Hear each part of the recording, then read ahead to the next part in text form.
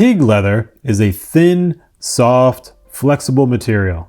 It's softer than most cow leathers, yet also strong due to its dense fibers. It has some porous characteristics as well, with a unique dimpling surface pattern that really can help the leather breathe.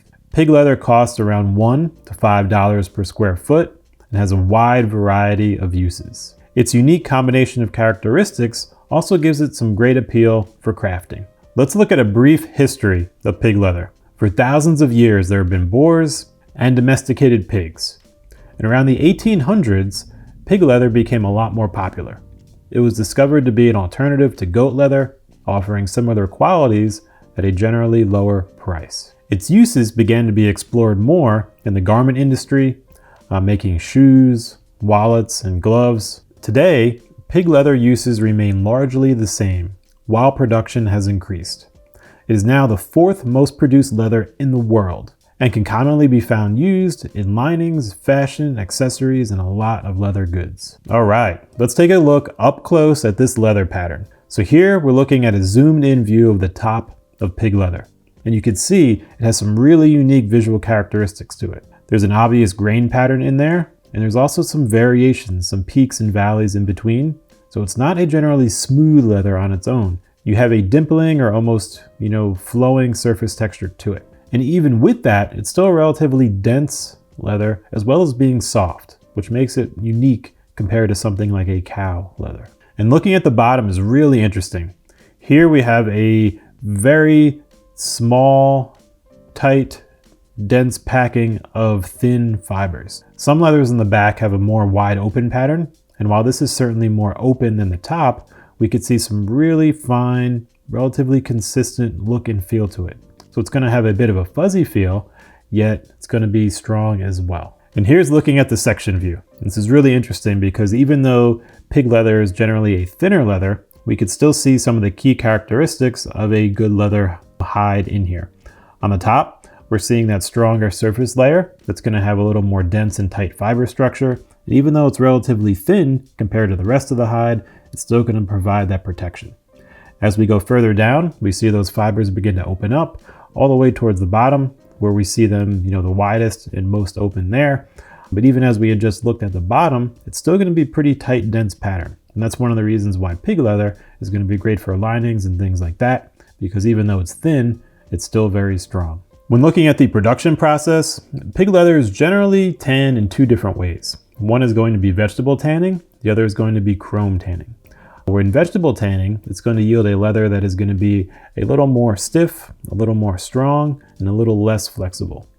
Whereas when we're using chrome tanning, that's going to yield a leather that's going to be a little softer and a little more flexible. And when looking at pig leather, part of the benefits of it are that it is a very strong, flexible material, great for things where that flexing is going to be an asset to the finished good. So in that case, we're going to see a majority of pig leather being tanned in the chrome tanning process. Additionally, at the end of the tanning process, surface layers can be applied for protection or aesthetics or any kind of coatings as well, just like in most other leathers. Looking at production, we see some of the key countries where pig leather is produced are going to be China and Mexico. The largest exporting country is China, and the largest importing country is Vietnam. And certainly these can vary as production varies year by year, but in general, these are some of the largest countries involved with this type of leather. For cost, you can expect to find pig leather for around $1 to $5 per square foot. You could certainly find it a little more on the expensive end and occasionally a little less expensive, but in general, that's the range you're going to be looking at.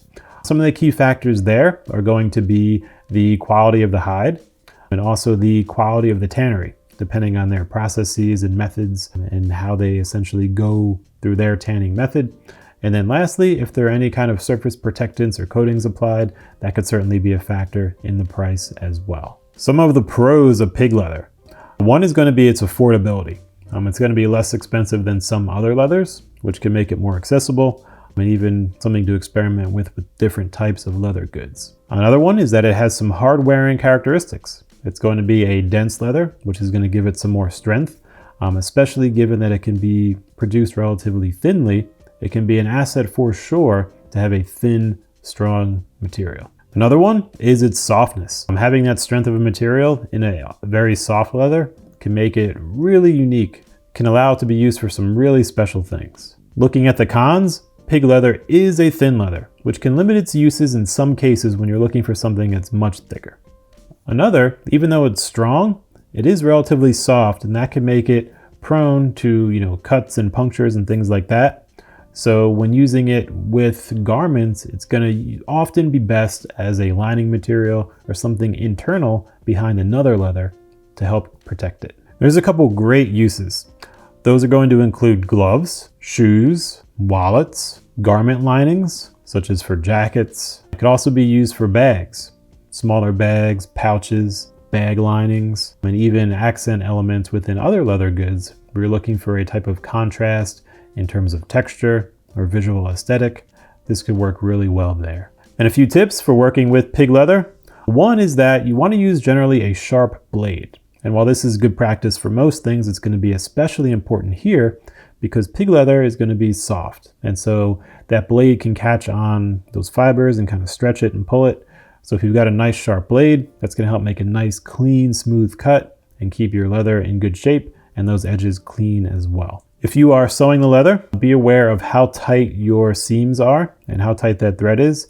If it's on a machine, make sure not to over tighten that thread for this type of material. And if you're sewing by hand, be aware that pulling it tight could actually stretch the material and kind of move it along those seams.